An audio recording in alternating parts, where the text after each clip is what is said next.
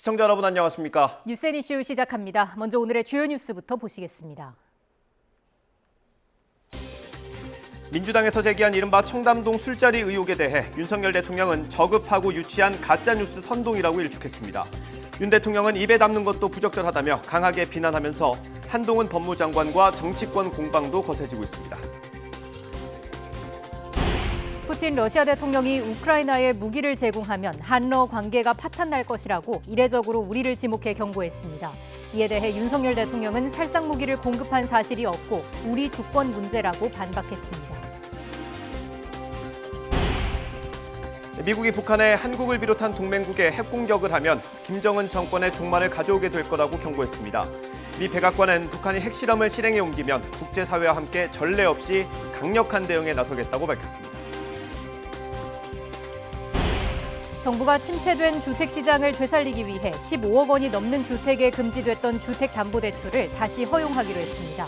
서울 강남권 아파트 매매 수급 지수도 80 밑으로 떨어지면서 3년 만에 최저치를 기록한 가운데 부동산 시장에 미칠 영향에 관심이 쏠립니다. 불법 대선 자금을 받은 혐의로 구속된 김용 민주연구원 부원장의 구속 기간이 열흘 연장됐습니다. 김 부원장이 검찰 조사에서 진술을 거부하고 있는 가운데 유동규 전 본부장은 대장동 재판에 출석했습니다. 경북 봉화 아연광산에 매몰된 노동자 2명을 구조하기 위한 작업이 사흘째 계속되고 있습니다. 구조대가 지하 190m의 매몰 지점으로 조금씩 접근하고 있지만 아직 생사 여부는 확인되지 않고 있습니다. 현재 구조 상황 자세히 전해드립니다.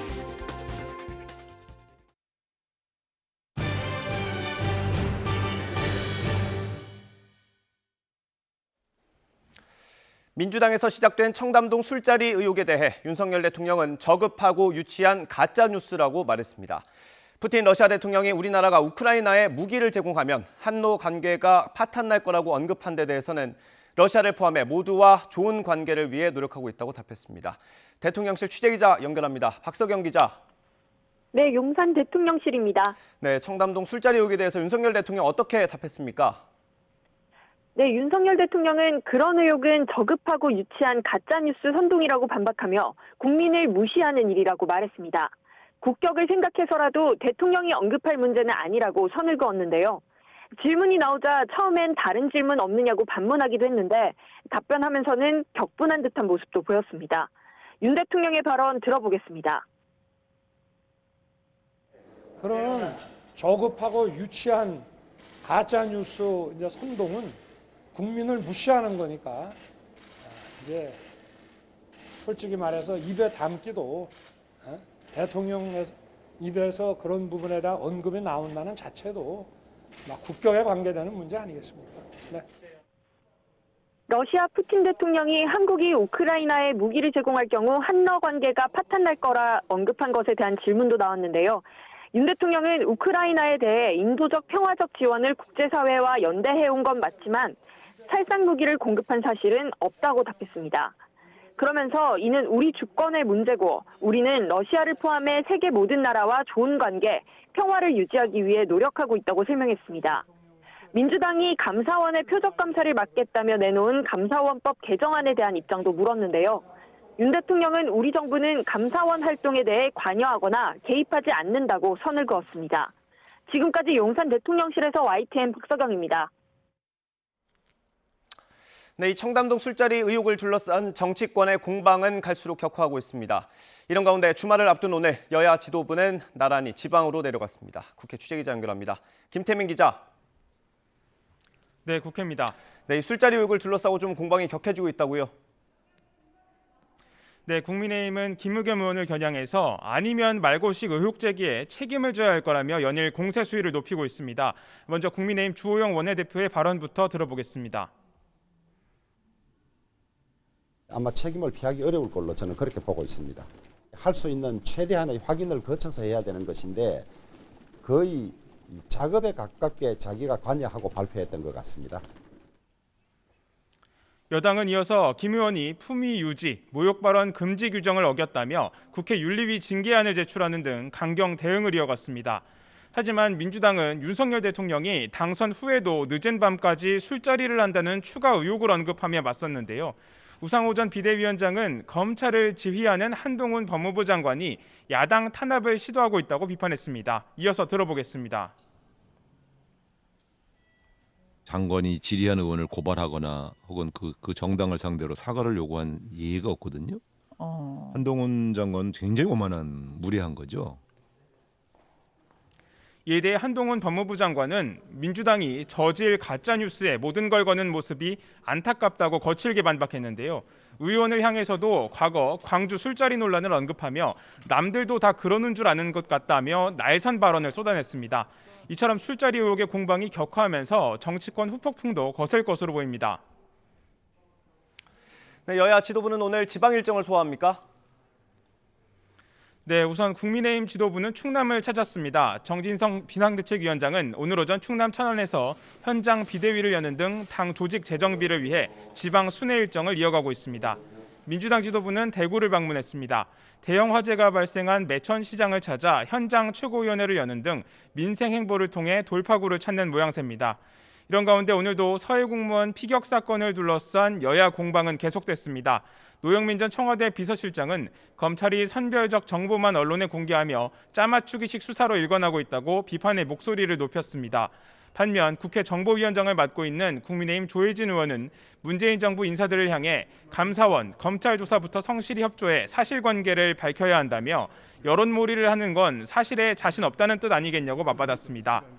이처럼 서해 피격 사건 책임 논란의 끝에는 문재인 전 대통령이 있는 만큼 여야 공방은 더욱 격화할 전망입니다. 네, 오늘 국회에서는 이주호 교육부 장관 인사청문회가 열리고 있죠. 네, 박순애 전 장관이 지난 8월 자진 사퇴한 뒤 벌써 80일 넘게 교육부 수장 공백 사태가 이어지고 있는데요. 오늘 국회에서는 이주호 보좌 인사청문회가 열리고 있습니다. 여당은 민주당의 요구로 이미 청문회 일정이 많이 늦어졌다며 근거 없는 의혹 제기로 흠집을 내려는 시도는 자중하라고 일찌감치 엄포를 넣습니다. 하지만 민주당은 이 후보자가 과거 이명박 정부 시절 한 차례 장관을 지낸 재활용 인사라며 검증의 날을 세우고 있습니다. 자녀의 이중 국적 문제, 또 에듀테크 기업 등이 연루된 이해 충돌 등 치열한 도덕성 공방이 이어질 것으로 보입니다. 지금까지 국회에서 YTN 김태민입니다. 불법 대선 자금을 받은 혐의로 구속된 김용 민주연구원 부원장의 구속기간이 열흘 연장됐습니다. 김 부원장이 입을 닫으면서 받은 돈을 어디에 썼는지 밝히기 위한 검찰 수사는 이렇다 할 진척이 없는 걸로 알려졌습니다. 폭로를 이어가고 있는 유동규 전 본부장은 오늘 대장동 재판이 끝난 뒤에 또 입장 표명을 예고했습니다.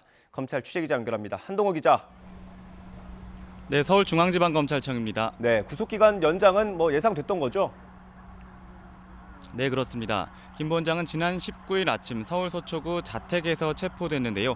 이틀 뒤 검찰은 구속영장을 청구했고 다음 날 새벽 영장이 발부됐습니다. 검찰 단계의 1차 구속기간은 열흘이고 체포한 시점부터 구속기간을 계산하는 만큼 열흘째인 오늘이 구속기간 만료일인데요. 검찰은 어제 김 부원장의 구속기간이 연장됐다며 법적으로 가능한 구속기간 20일 동안 조사를 이어갈 예정입니다. 김 부원장은 연일 이어지는 검찰 소환에도 꾹 입을 다물고 있는데요.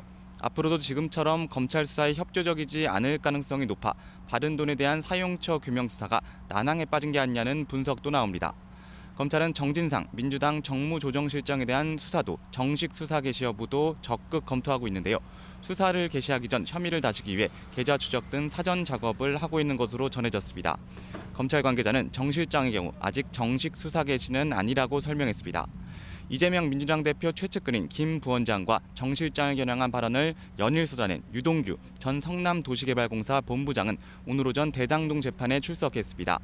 유 전 본부장은 이재명 대표가 대장동 사업 실제 결정권자였는 게 맞는지, 김만배 씨에게 거액을 요구한 적 있는지 묻는 취재진에 아무 대답 없이 법원으로 들어갔는데요. 이후 법정 앞에선 오늘 재판이 끝난 뒤 취재진 질문을 일부 받겠다며 입장 표명을 예고했습니다. 유 전 본부장은 어제도 자신의 휴대전화가 연결된 온라인 저장 공간 클라우드와 비밀번호까지 제출해 검찰 수사에 협조하고 있다고 강조했습니다. 또 김 부원장과 정 실장 등이 참여한 텔레그램 정무방 외에도 이재명 대표 핵심 측근들 이너서클이 있는 대화방이 여러 개 더 있다고 폭로했습니다. 지금까지 서울중앙지검에서 YTN 한동우입니다.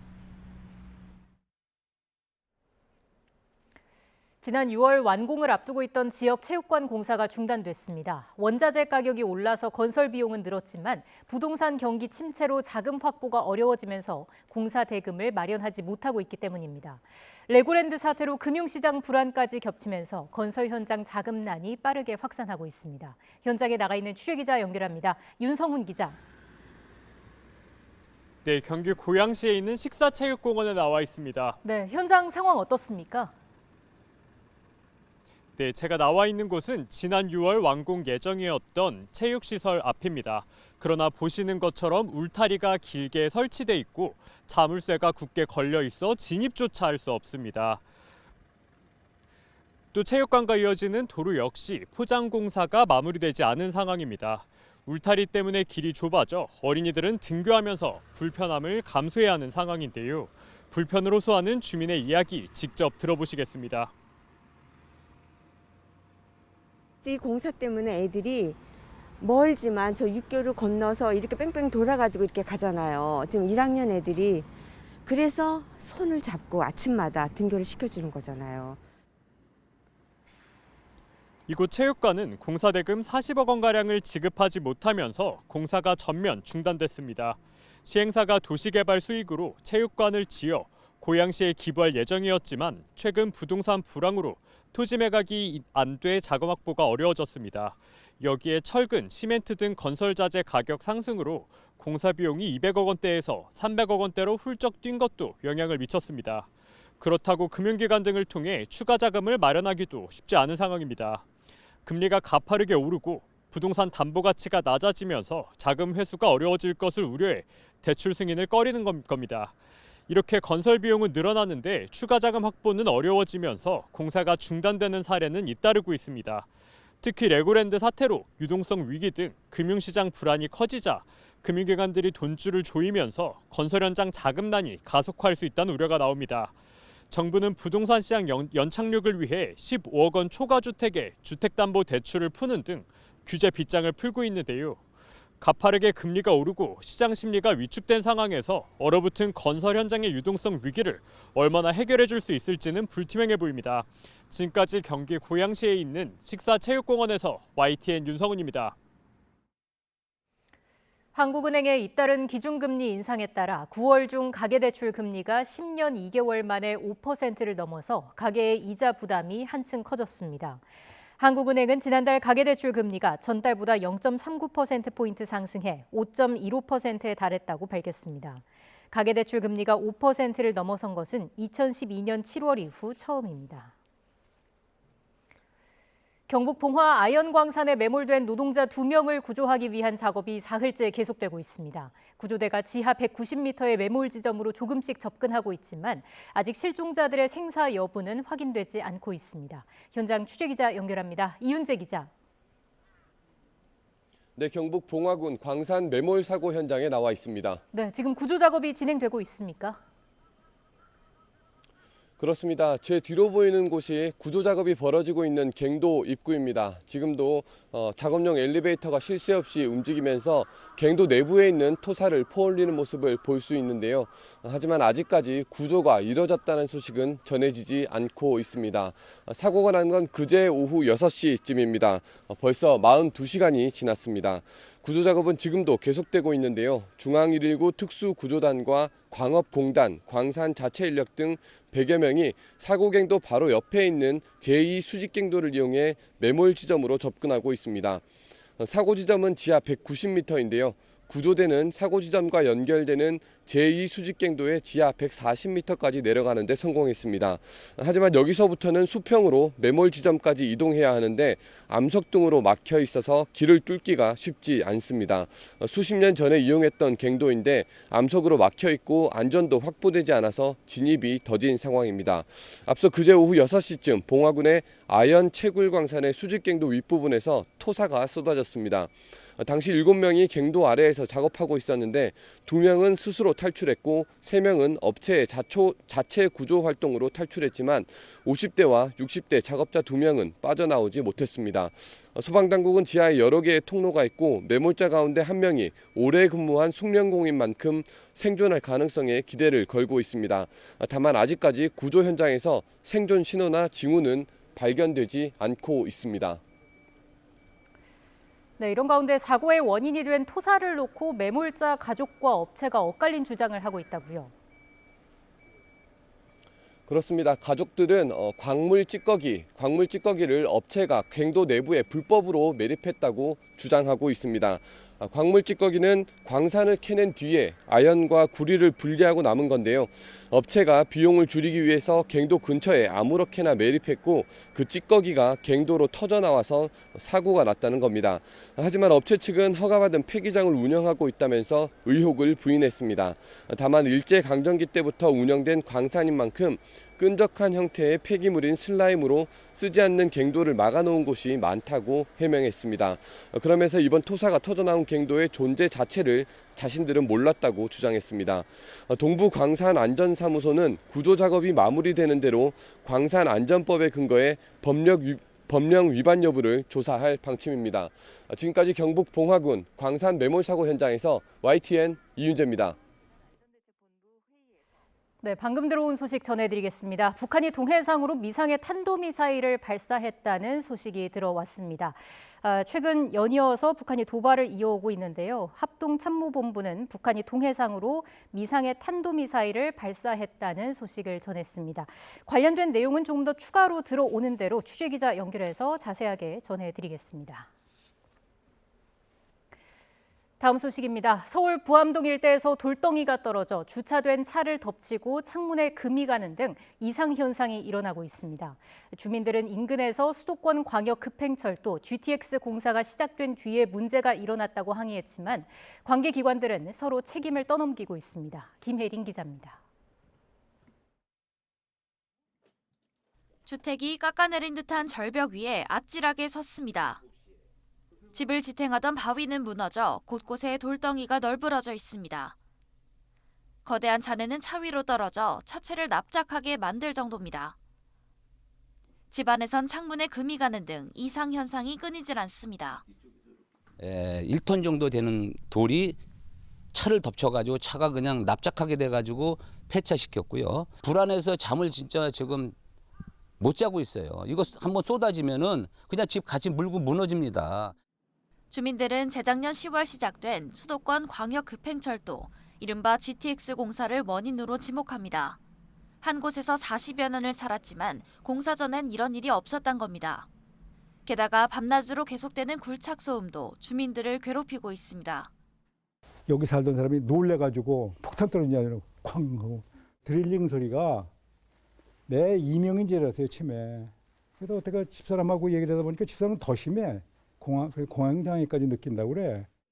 지하 40에서 50m 아래 안반층에 대심도 터널을 뚫는 GTX 공사는 발파 공사를 마치고 밤낮으로 하루 10m씩 터널 굴착 공사가 진행되고 있습니다.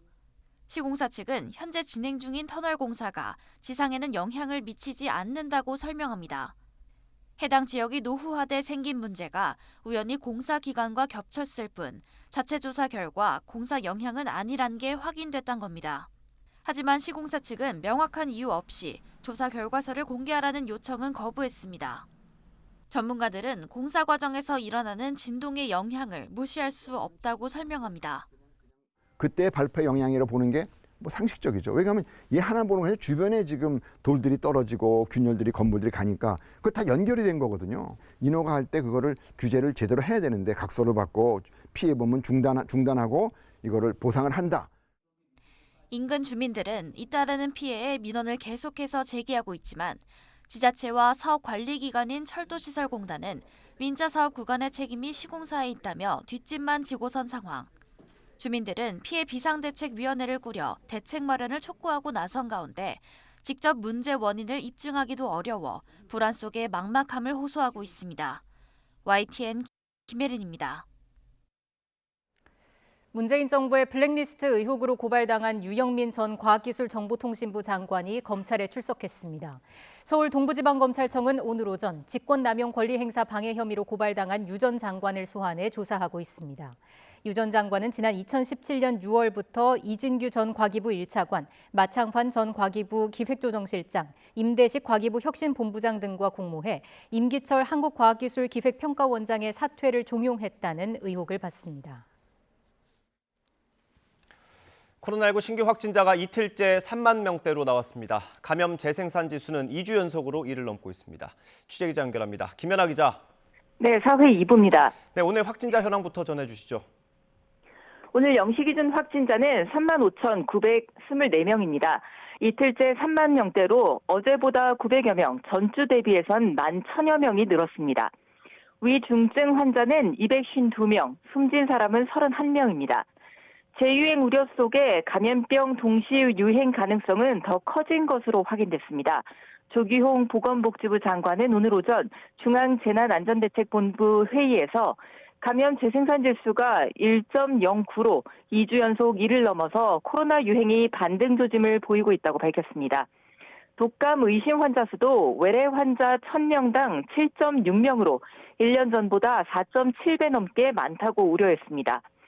10월 둘째 주 독감 환자는 1,000명당 6.2명으로 유행 기세가 한풀 꺾인 거로 보였는데 한 주 만에 환자가 다시 크게 늘면서 안심할 수 없는 상황이 된 겁니다.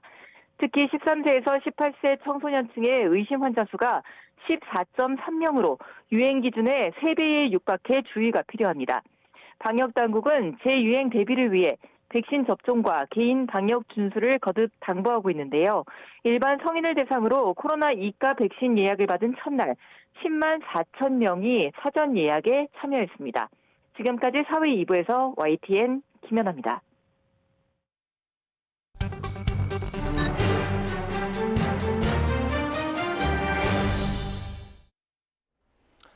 대장동 개발에 대한 검찰 수사가 이재명 대표의 대선 자금으로 이어지면서 민주당이 특검을 제안했습니다. 시간 끌기라는 여당의 비판이 나오는 가운데 특검 법안의 신속 처리 안건 지정을 판가름할 조정훈 의원에게 시선이 쏠리고 있습니다. 어떤 생각인지 직접 물어보겠습니다. 시대전환 조정훈 의원 연결돼 있습니다. 나와 계십니까? 네, 안녕하세요. 반갑습니다. 의원님 안녕하십니까? 민주당이 대장동 의혹에 대한 특검을 주장하고 있습니다. 여러 면에서 좀 이례적인 것 같습니다. 이게 결백을 주장하기 위한 특검인데 이게 좀 명분이 된다고 보십니까? 그런 명분은 대장동 특검을 하기 위한 명분이라고 생각하지 않고요. 다만 대장동 의혹, 지난 대선은 어쩌면 대장동 대선이라고 할 정도로 많은 의혹을 불러일으켰는데요. 저는 세 가지가 충족돼야 된다고 생각합니다. 사실 확인, 누가 무엇을 했고 어떤 부정을 저질렀는지에 대한 것과 부정을 저지른 사람들에 대한 일벌백계, 그리고 부정 투기 의혹에 대한 엄정한 환수, 이 세 가지를 해야 되는 것은 명백한데요. 지금 과연 특검이 이걸 하기 위한 가장 좋은 수단인지에 대한 깊은 고민을 하고 있습니다. 네, 의원님이 키를 쥐고 있다 이런 표현들이 많이 나오고 있는데 혹시 결정하셨습니까? 저 키 없는데요. 네. 국민 여러분들이 어떤 생각을 갖고 계신지 깊이 네. 듣고 있습니다. 또 정치적으로 파장이 너무 큰 사항이라고 생각합니다. 그래서 여야 진보 보수를 넘나드는 정치 원로들을 뵙고 의견을 구하고 있고요. 다만 저도 정치인이기 때문에 민주당이 특검을 발의하게 되면 검토한 후에 신속하게 제 입장을 낼 생각입니다. 예, 지금 현재 어느 쪽으로 기울어 계시는지도 언급하기가 조금 조심스러우십니까? 예, 아직은 언급하기는 이른 단계인 것 같습니다. 네, 혹시 민주당이든 국민의힘이든 특검법 관련해서 연락이 온 곳이 있을까요? 아니요, 제 번호 다 알고 계실 텐데 아직 연락을 안 하고 계십니다. 그렇군요. 아직 급한 쪽이 없는 것 같긴 합니다. 김건희 여사 특검에 대해서는 부정적인 입장을 내셨습니다. 그때와 지금이 좀 다른 건 뭐가 있을까요? 예, 사안의 내용이 다르다고 생각합니다. 김건희 여사 특검법 논문 의혹인 거, 저 의혹이 있다는 거 저도 알고 있습니다. 다만 특검으로 인한 결론이 무엇인가? 그럼 대통령이 영부인과 이혼을 해야 끝나는 문제인가? 저는 이건 약간 스캔들에 준하는 상황이라고 생각했고요. 그에 대비해서 대장동 특검은 말씀드린 대로 소위 변호사, 회계사, 언론사, 국회의원, 대법관, 특검, 정말 우리 사회의 기득권이라고 부를 수 있는 모든 사람들이 여야 좌우를 떠나서 힘을 합쳐서 서로 정보를 주고받고 화천대유라는 회사에서는 11만 %의 이익을 얻는 정말 기득권 카르텔의 최악의 모습이었다고 생각합니다. 네. 우리 국민들은 어떤 일이 벌어졌는지 알 권리가 있으며 잘못된 사람들은 처벌을 받아야 되며 부당으로 이익을 얻은 사람들은 반드시 회수를 해야 된다. 이거에 예. 대해서는 저는 뭐 일고의 의심도 없습니다. 지금 차원이 다르다고 보시는 거군요. 예, 그렇습니다. 우리 이런 것들을 바로잡지 않으면 앞으로 기득권 카르텔은 더욱 공고해질 것이고 우리 일반 국민들과 서민들은 더 무력해지고 절망감에 빠질 것입니다. 그 사실을 반드시 확인하고 처벌해야 된다는 것은 저도 완전히 동의하는데 과연 특검이 적절한 수단인가에 대한 고민을 하고 있습니다. 네, 특검을 하든 안 하든 그 과정에서 정쟁은 좀 불가피할 것 같습니다. 좀 정쟁이 적은 쪽을 선택해야 하지 않을까요? 아니요. 이번에는 정의가 바로 서는 쪽으로 선택해야 된다고 생각합니다. 정쟁이 있더라도 이거는 정쟁이 자기가 잘못했는데 이것을 정쟁으로 몰고 가는 쪽이 저는 죄인이라 범죄자라고 생각합니다. 지금까지 밝힌 많은 내용을 보면 여야 할 것 없이 다 얽혀 있거든요. 예. 그래서 저는 검찰 수사도 진행되는 것도 어떤 관점에서 보냐면 과연 저는 사람에 대한 수사는 정치 수사, 표복 수사, 표적 수사일 수 있습니다.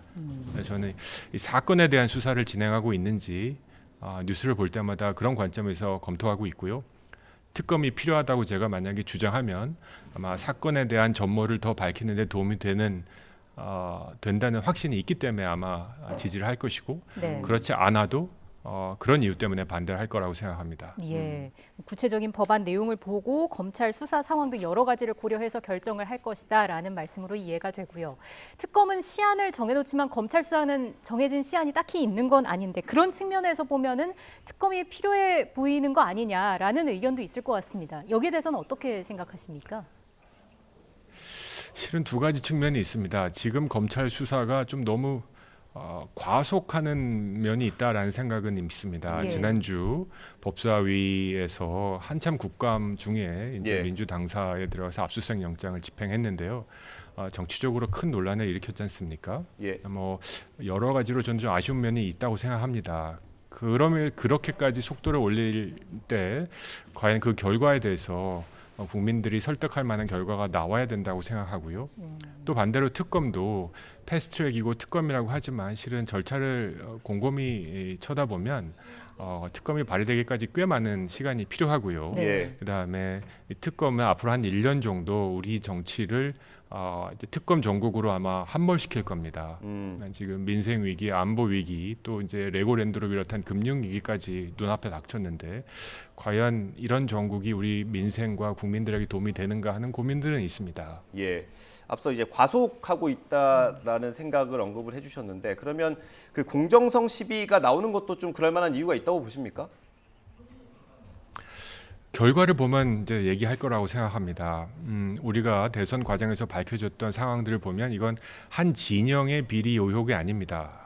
다시 한번 말씀드리지만 이건 우리 사회의 소위 기득권의 공고한 카르텔의 모습이었다고 생각합니다. 여야 할 것 없이 관련된 의원들, 의원의 아들들까지 지금 관련된 상황이기 때문에 저는 이걸 여야로 보지 않고요. 예. 기득권 카르텔, 일반 국민들은 접근할 수 없는 그들만의 정보를 가지고 수익률 11만 %를 올린 정말 대단한 부패 사건이라고 봅니다. 그래서 특검이 아닌 그 검찰의 수사 결과가 곧 발표되겠지만 그 수사 결과가 특정 한 진영에게만 집중돼 있고 이걸 마치 한 진영의 과실인 양 수사를 발표하면 많은 국민들이 고개를 갸우뚱할 것이다라는 생각을 저도 합니다. 예. 그럼 이게 이 논란 좀 잠재울 만한 방법은 없을까요? 의혹이 사실이 되어야 됩니다. 예. 그러니까는 했다 안 했다라는 지금 카더라 이럴 거다라는 지금 심증으로 많은 지금 정쟁들이 벌어지고 있습니다. 네. 가장 중요한 건 이제 팩트가 뭐냐라는 거를 테이블에 놓고 그 다음에 처벌받아야 될 사람은 법률에 의해서 처벌을 받고 나면 그 다음은 이제 정치권에서는 이걸 정리하고 다음 정국으로 넘어갈 준비를 해야 될 것입니다. 예. 하지만 팩트가 정확하게 밝혀지기까지는 어쩔 수 없이 수사는 진행될 수밖에 없다. 그리고 국민들도 일정 부분 대장동 의혹은 밝혀야 된다라고 동의하실 거라고 생각합니다. 예. 만약에 특검을 추진을 하게 된다면요. 그 걸림돌 가운데 하나가 검찰 수사가 진행 중이라는 점일 것 같습니다. 검찰 수사가 진행되는 중에 특검을 하는 경우는 그렇게 많지는 않을 것 같은데 어떻게 생각하십니까? 맞습니다. 제가 이해하는 바로는 이제 특검이 발의되고 통과되고 발의가 되면 검찰 수사가 중단이 됩니다. 그리고 검찰의 모든 수사 자료가 특검으로 이첩이 됩니다. 그래서 검찰 수사가 올스탑하는 상황이 오는데 과연 이게 아까 말씀드린 진실을 밝혀내는데 가장 효율적이고 효과적인 상황일지에 대한 고민은 깊이 있습니다. 민주당 의원들이 요즘 224대 0을 자주 언급하지 않습니까? 검찰 수사가 야당에 집중됐다라는 주장인 건데 이 주장에는 동의를 하실까요? 민주당 의원님들 그런 말 주장할 자격 없으십니다. 김건희 여사 특검 반대했다고 저한테 169대 1로 공격하셔가지고 제가 거의 집단 구타를 당하고 있는데요. 자기가 불리하면 224대 0을 언급하시고 자기가 유리하면 의원 하나 정도는 충분히 공격할 수 있다고 이렇게 집중 포화를 하시는데요. 네. 그게 바로 내로남불입니다. 알겠습니다. 의원님 마지막으로요. 그 법사위는 이제 열렸다면 좀 시끄러운 것 같습니다. 얼마 전에는 김의겸 의원이 한동훈 장관과 윤석열 대통령의 술자리 의혹을 제기하지 않았습니까? 지금 대통령까지 이거를 가짜뉴스라고 언급을 했는데 의원님 생각을 좀 듣고 싶습니다. 예, 그 현장에 제가 있었는데요. 전 좀 자괴감이 들었습니다. 요새 연예 PD 분들이 좀 투덜거리신데요. 정치 뉴스가 연예 프로그램보다 더 재미있고 더 코미디다. 어떻게 이거보다 더 재미있는 프로그램을 만들까. 정치가 희극화되고 희화화되는 것 같습니다. 예전에 국민들이 국회의원들을 욕하셨고 그래도 꾸짖으셨다면 지금은 거의 조롱의 대상으로 보는 것 같습니다. 법사위를 비롯해서 우리 국회 상임위가 더 이상 스캔들을 터뜨리고 아니면 말고 뭐 막말하고 서로 고성을 절러서 데시벨 싸움을 하는 그런 장소가 아니라 정말 국민들의 민생 문제를 하나씩 풀어나가는 그런 국회가 되지 않으면 저희 국회의 위상은 더 떨어질 거라고 저는 생각합니다. 네, 알겠습니다. 의원님 말씀 여기까지 듣겠습니다. 지금까지 조정훈 시대전환 대표와 이야기 나눴습니다. 고맙습니다. 감사합니다.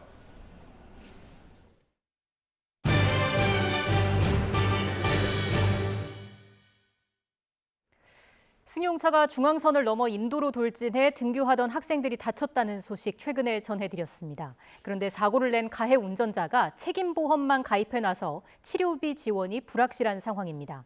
아동 양육시설에서 생활하던 피해 학생들이 치료비를 감당해야 할 처지에 놓인 건데 아이들을 도우려는 온정이 이어지고 있습니다. 이상곤 기자입니다. 승용차가 중앙선을 넘어 등교하던 학생들을 덮칩니다. 이 사고로 다친 학생 5명은 아동 양육시설에서 생활하고 있었습니다. 병원에서 뇌출혈 진단을 받은 학생은 3명. 이 중 1명이 여전히 중환자실에서 집중치료를 받고 있는데 수술까지 필요해서 언제쯤 정상 생활이 가능할지 예측하기 어려운 상황입니다. 더 큰 문제는 치료비입니다. 가해 운전자가 책임보험만 가입해놔 보상받을 수 있는 치료비가 한 명에 최대 3천만 원이기 때문입니다. 아이들을 돌봐오던 시설 측은 이마저도 100% 지급된다는 보장이 없다 보니 막막한 상황이라고 말합니다. 정말 극단적인 상황일 때 3천만 원이지 정말 몇백만 원에서 이제 한정돼서 지원이 될 것 같아서 이런 이제 나머지 비용 부담들을 어떻게 할 것이냐 이게 이제 걱정입니다. 이런 사실이 알려지면서 도움의 손길이 이어지고 있습니다. 한 단체는 경상 판정을 받아 통원 치료를 받는 아이들도 제대로 된 검진을 받도록 검사비를 지원하겠다는 의사를 밝혔습니다. 피해 학생들을 알고 지냈던 한 청년은 인터넷 커뮤니티에 도움을 요청하는 글을 올렸는데 아이들을 위한 후원금을 보냈다는 글들이 속속 올라오고 있습니다. 너무너무 감사하고 그냥 제가 바라는 거는 그냥 애들이 치료비 걱정 안 하고 진짜 후유증 없이 무사히 치료받는 거. 네, 그거면은 될 것 같아요. 시설 측은 도움을 주시는 분들에게 너무나도 감사하다며 이번 사고로 다친 아이들이 건강하게 자랄 수 있도록 최선을 다하겠다고 밝혔습니다. YTN 이상곤입니다. 중앙선을 넘어 등교하던 학생 5명을 차로 치어 다치게 한 20대 가해 운전자가 구속됐습니다. 경찰은 법원이 A씨에 대한 구속 전 피의자 신문을 진행했고 도주 우려가 있다며 영장을 발부했다고 밝혔습니다. 또 도로교통공단 분석 결과 A씨가 제한 속도 시속 40km 구간을 시속 70km가 넘는 속도로 통과한 것으로 확인돼 과속한 것으로 조사됐다고 덧붙였습니다. A씨는 경찰 조사에서 졸음운전을 했다고 진술했으며 경찰은 다음 주 초 사건을 검찰로 넘길 예정입니다. 주말을 앞두고 완연한 가을 날씨가 이어지고 있습니다. 오늘도 이맘때 늦가을의 기온을 느끼기 좋겠는데요. 서울 낮 기온 20도까지 오르면서 어제보다 그리고 예년보다도 더 온화하겠습니다. 주말 동안에도 큰 일교차만 유의하신다면 낮 동안 가을 나들이 하기 참 좋겠습니다. 현재 아침 안개가 걷히고 내륙은 대체로 맑은 하늘이 펼쳐져 있습니다. 다만 동해안 지역은 흐린 가운데 내일 오전까지 5에서 20mm의 비가 오락가락 이어지겠습니다. 오늘 대부분 지역에서 낮 기온이 20도를 웃돌면서 온화하겠습니다. 서울 20도, 대전 21도, 광주와 부산은 22도로 예상됩니다. 이번 주말과 휴일에도 전형적인 가을 날씨를 보이겠습니다. 깊어가는 가을에 대부분 산의 단풍도 절정에 달하고 있는데요. 이번 주말 단풍 나들이 가셔서 가을의 매력을 만끽해 보시는 것도 좋겠습니다. 다만 건조한 날씨에 산불이 발생할 가능성이 크니까요. 화재 예방에 신경 써주시기 바랍니다. 날씨였습니다. 서울 강변북로와 경부고속도로 서울시 구간의 지하화가 본격 추진됩니다. 서울시는 지상도로를 지하화해서 도시공간 재구조화에 성공한 스페인 마드리드시를 모델로 본격적인 타당성 조사와 기본계획 수립에 착수했습니다. 보도에 차유정 기자입니다. 스페인 마드리드의 한 공원입니다. 시민들이 자전거를 타고 조깅을 하고 벤치에 앉아 따뜻한 햇살을 만끽하기도 합니다. Nos gusta que hay menos ruido, es más bonito, se puede pasar de un lado al otro con los puentes. 그런데 사실 이 공원은 불과 10여 년 전까지만 해도 고속도로였습니다. 지난 2007년 고속도로를 지하도로로 만든 뒤 그 위에 대규모 공원을 조성한 겁니다. El parque está muy bien, no hay coches, salgo de casa, voy a estar a casa de campo, son 5 kilómetros, todo seguido, casi sin coches. 그 결과 이 일대 대기오염물질의 90%가 줄었고 교통사고 발생도 향후 30년 동안 절반 가까이로 줄어들 것으로 기대됩니다. 교통체증도 사라졌습니다. El tráfico no se ha reducido, lo que se ha reducido es la siniestralidad, los accidentes y los tiempos de recorrido de los ciudadanos, pero la capacidad de la vía no mermó, de hecho se incrementó. 서울시도 이와 비슷한 도로공간 재편에 시동을 걸었습니다. 추진 대상 도로는 상습 정체 구간인 강변북로와 경부간선도로입니다. 먼저 한강변에 있는 강변북로의 일부 차선을 지하도로로 만들고 지상부는 한강과 연결해 시민들이 휴식을 취할 수 있는 수변 공간을 조성할 계획입니다. 경부간선도로는 전체 차선을 지하화하고 그 자리에 시민 여가 공간과 지역 필요시설을 조성합니다. 지금은 타당성 조사와 기본계획을 수립하는 단계입니다. 시는 기존 도로망과 지역 접근 체계를 존중할 예정이며 우회도로 활용 등 경제성을 고려한 최적의 계획을 세우겠다고 강조했습니다. YTN 차유정입니다.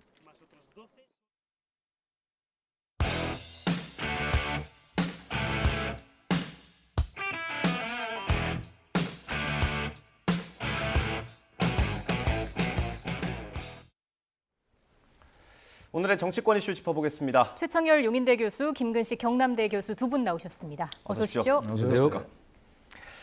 어제 윤석열 대통령의 주재로 비상경제 민생회의가 있었고요. 이게 80분 동안 생중계가 됐습니다. 굉장히 이례적인 일인데 여야는 상반된 평가를 내놨습니다. 영상으로 준비했습니다. 먼저 보겠습니다. 세계적 경제 위기를 타개하기 위해 국무회의를 국민과 함께로 공개로 연 것은 사상 처음 있는 일이었습니다. 대통령과 정부 부처의 장관들이 국민들과 경제 상황을 공유하고 정부가 실행하거나 준비 중에 있는 대책들을 설명한 것을 보시고 국민들께서 걱정을 많이 덜으셨을 것입니다. 그러면 이제 내 집 마련해갖고 이거 떨어지냐 안 떨어지냐 어떡하지 앞으로 뭐 또 앞으로 나 집 어떻게 사지 이런 분들에게 이 볼 때는 너무 한가해 보이지 않았습니까? 저는 쇼하지 말라고 그래서 아니 근데 도대체 왜 회의를 공개하지? 그런데 쇼하지 말라고 하고 해오고 나서 쇼를 해버린 거예요. 최 교수님 먼저 여쭤보겠습니다. 뭐 좋았던 점, 안 좋은 점 이렇게 좀 하나씩 꼽아주시면. 일단 이게 11번째 비상경제회의인데 이게 공개를 안 하는 거잖아요. 네. 원래 이제 모두 발언하고 난 다음에 대통령이 주재하는 회의니까 예. 모두 발언한 다음에 비공개였는데 80분을 다 공개를 했어요. 네. 그러니까 국민들과 최근에 이제 경제 상황이 어려우니까 경제 위기가 점점 심화되고 이러다 보니까 어떤 그 장관들과 대통령이 이제 그 현안에 대해서 얘기를 하는 걸 공개해서 국민들에게 좀 안심도 드리고 그리고 뭔가 이렇게 고민하겠다는 모습을 드리는 거니까 저는 네. 의미가 있다고 봐요. 네. 소통하겠다는 의지의 문제이기 때문에 예. 저는 쇼라고 보는 건 좀 동의하기는 어려운데 문제는 이제 어제 다 보지는 않았는데 예. 비상경제 회의잖아요. 민생 네. 회의인데 보고가 위주로 돼 있던 것 같아요. 회의라는 거는 어떤 이슈를 내놓고 거기에 대해서 좀 토론하고 이렇게 돼야 되는 거예요. 우리나라 국무회의가 왜 국무회의답지 않아지냐면은 국무회의에 들어가는 분들은 국무위원 자격으로 들어가기 때문에 자기 부처 일이 아니더라도 얼마든지 발언할 수 있는 거예요. 국무회의이기 때문에. 사실 저 국무회의나 마찬가지잖아요. 저렇다면 몇 가지 중요한 이슈를 가지고 거기에 대해서 각 부처가 이제 그 같이 업무가 얽힌 게 있단 말이에요. 그런 걸 이제 부처의 이해가 충돌하는 걸 조정한다든지 대통령도 의견을 얘기를 하고 거기서 토론하고 이렇게 됐으면 더 좋았을 텐데 예. 그런 건 별로 없었던 것 같아요. 그게 뭐 완벽하게 있기는 어렵다 하더라도 그런 점이 좀 아쉽고 또 하나 문제가 비상회의라고 그러는데 분위기가 너무 화기애애한 것 같아요. 예. 그러니까 적어도 뭐 이왕 보여준 거 국민들에게 정말 고민하는 모습을 보여주고 근데 장관들의 어떤 질문이나 아니 보고 이런 것들에서 정말 장관들이 절절하게 자기 혼을 담아가지고 고민하는 모습 같은 것들은 좀 한계가 있어 보였다는 네. 거예요. 그래서 또 하나 제가 첨부를 하자면 글쎄 뭐 그거를 꼭 나쁘다고 할 수는 없는데 예. 회의 끝나고 나서 그 김은혜 수석도 이렇게 웃으면서 사진 찍는 거. 아. 사진 찍는 건 뭐라고 할 수는 없어요. 근데 예. 그 부분을 꼭 찍었어야 되냐 그렇게. 비상경제회의라고 해서 정말 비상하기 때문에 회의를 하는 것이고 다른 때 공개하지 않던 걸 공개하는 거잖아요. 예. 그럼 좀 정무 판단으로 봐도 굳이 그렇게 사진 찍고 웃으면서 그랬어야 돼요. 그때 일부러 막 비장한 모습을 보일 필요는 없어요. 네. 그럴 필요는 없다 하더라도 국민들에게 전달하는 메시지는 필요하거든요. 특히 근데 또 하나 너무 지적 위주로 가는 것 같은데 제가. 그렇습니다. 네, 근데 이제 또 하나는 그 강원도 레고랜드 사태 이런 것들에 대한 예. 얘기가 별로 안 나왔고 또 내년도 경제 위기 문제가 대단히 심해질 거다라는 전망이 일반적이란 말이에요. 예. 그렇다면 그런 것들에 대해서 좀 토론하고 어떻게 대처할 것인가 이런 게 좀 있어야 되는데 여러 가지 이제 정부의 성과를 홍보하고 저는 홍보할 수 있다고 봐요. 홍보할 수 있고 한데 그런 점에서 저도 비상경제회의를 공개했다는 그런 취지에 비춰볼 때는 아쉬움이 많았는데 단지 아무튼 정부가 대통령과 장관들이 이렇게 고민하고 있다는 걸 국민 앞에 보여준 거는 전 민주당의 말처럼 쇼라고 보진 않는다. 네. 그래서 그런 아쉬움과 장점이 다 같이 있었다고 생각합니다. 네. 어쨌든 새로운 시도였던 건 맞는 것 같고요. 교수님께서는 어떤 점이 좀 인상 깊으셨나요? 그 이제 11차 회의잖아요. 그러니까 계속 1차부터 해왔던 회의고 그 회의마다 그때그때 회의에 중요 안건들이 있습니다. 그래서 어제 올라왔던 건 이제 수출 전략 또 수출 증대를 위한 각 부처의 아젠다들을 다 논의하는 거예요. 그래서 네. 어제 보신 분들은 아시겠지만 각 부처가 어떻게 하면 수출을 다시 활성화시켜서 지금의 경제 위기를 돌파할 것이냐에 대한 것이어서 예. 원전, 조선, 뭐 반도체, 2차 전지, 심지어 방산 수출, 문화, K 문화 수출까지 다 수출 관련해서 아젠다를 잡은 거예요. 그러니까 예. 그 민주당에서 이야기하는 뭐 비상하지 않다, 뭐 그럴 수도 있습니다만 1차 회의이고 만약에 이게 비상한 경제에 관련돼서 비상한 이슈를 가지고 논의하는 거라면 저렇게 안 했죠. 근데 1차부터 쭉 누적돼 왔던 경제 장관들의 경제 전략 회의이고 어제 그 회의는 정부 각 부처의 수출을 어떻게 늘릴 것인가에 대한 협업 회의예요. 예. 그러니까 당연히 수출과 관련된 이야기를 아주 조목조목 잘 이야기를 했다고 봅니다. 저도 네. 한 80분 가까이 다 봤는데 각 부처마다 장관들이 업무를 다 통과하고 파악을 잘하고 있고 지금 수출하기 위해서 어떻게 지금 노력하고 있고 발로 뛰고 있고 그다음에 다른 부처에 요구할 것들이 무엇이고 서로 간에 공유할 것이 무엇인지를 잘 설명을 했다고 생각을 합니다. 그래서 11차 회의라는 점을 말씀드리고 수출 관련된 회의였다는 것을 국민들께서 좀 이해를 해주시면 좋겠고요. 그다음에 이제 두 번째로는 조금 뭐 가벼웠다는 이야기가 나오는데 네. 그 비상경제회의라고 해서 비상하긴 하지만 예. 최초로 이걸 80분을 공개한 거잖아요. 예.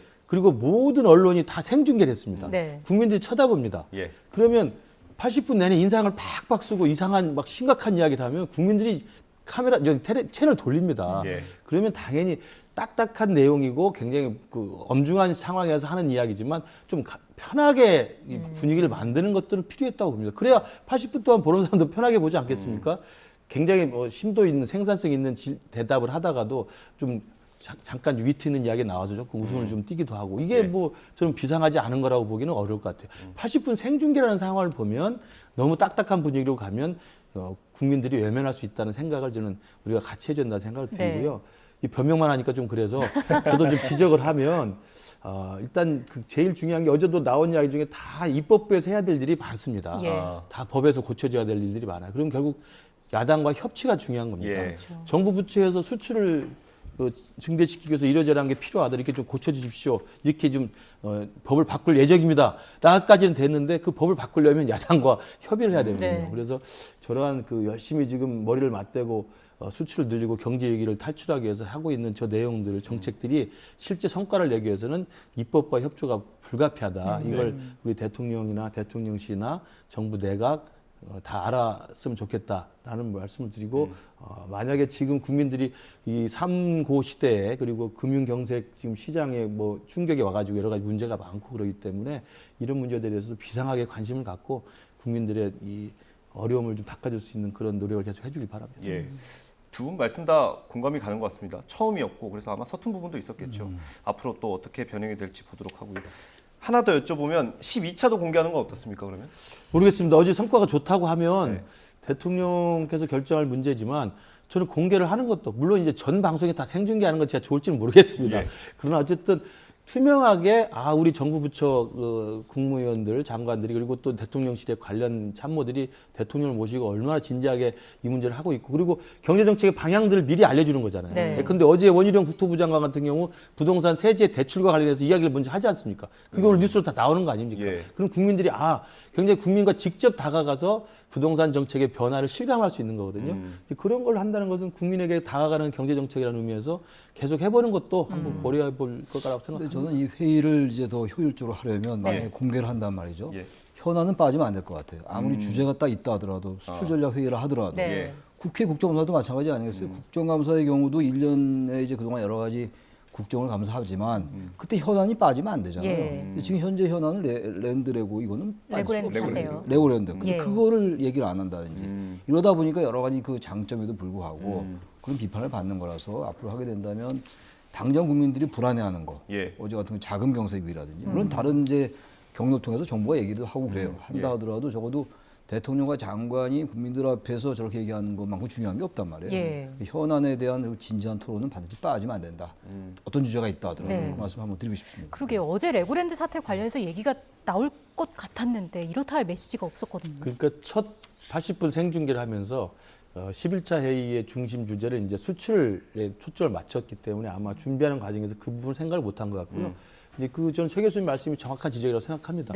국민들이 다 쳐다보고 있기 때문에 국민들이 가장 불안해하고 관심 있는 부분에 대해서 한마디 해주고 정리를 해주는 게 필요했는데 아마 그 부분까지는 챙기지 못했던 게 있고요.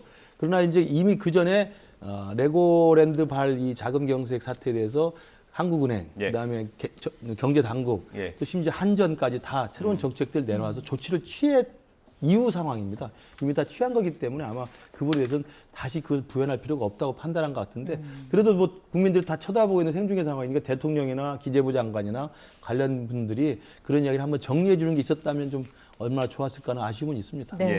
다음에 또 공개가 된다면 저희가 이 주제를 다시 한번 다뤄보도록 하겠습니다. 저희 주제를 바꿔서 윤석열 대통령과 한동훈 장관이 밤에 강남에서 술자리를 가졌다는 의혹을 민주당에서 제기를 했죠. 오늘 윤석열 대통령 출근길에 관련 질문이 있었어요. 요거랑 한동훈 장관의 반박까지 들어보겠습니다.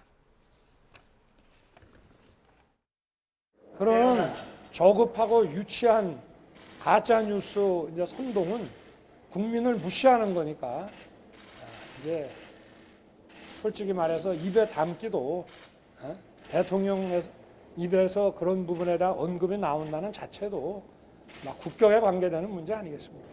이 저질 가짜 뉴스에 민주당의 주요 인사들이 최근에 여러 방식으로 가담하고 있는 제가 보도를 봤습니다. 우상호 전 비대위원장 같은 경우는 그분이 저는 이 저질 가짜뉴스 술자리에 대해서 언급하시는 걸 보고 굉장히 놀랐습니다. 그분이야말로 5.18에 NHK 룸사롱에서 여성에게 쌍욕한 걸로 알려진 분 아닙니까?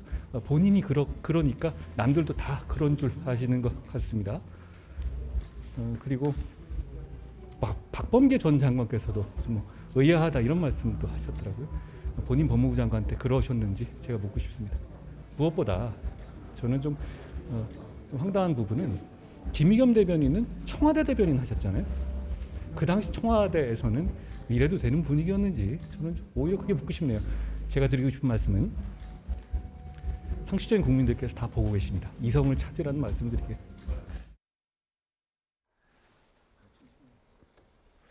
교수님, 이 논란에 대해서 어떻게 생각하십니까? 저는 그 대통령이 오늘 도어스 태핑에서 한 이야기가 저는 잘 마무리되는 수순이라고 봅니다.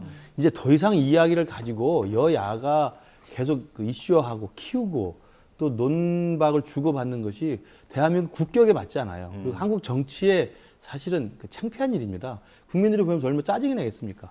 그러니까 물론 한쪽을 적극적으로 막 지지 응원하는 열성 팬들이야 더 싸워라 하면서 상대방 더 세게 때려라 이렇게 할 수 있겠습니다만 그렇지 않은 분들이 대부분이고요. 지금 민생과 생업에 바쁜 분들이 저런 저질 뉴스를 가지고 논박을 하고 공방을 벌이는 것 자체가 얼마나 소모적이겠습니까? 네. 특히 국정감사에 저런 이야기 나왔다는 게 저는 그래서 대통령이 저런 입에 담기도 어려운 정말 국격을 훼손할 것 같은 이런 가짜 뉴스를 가지고 질문하고 답하고 서로 공방을 주고받는 것 자체가 저는 정말 창피한 일이라고 생각이 들고요.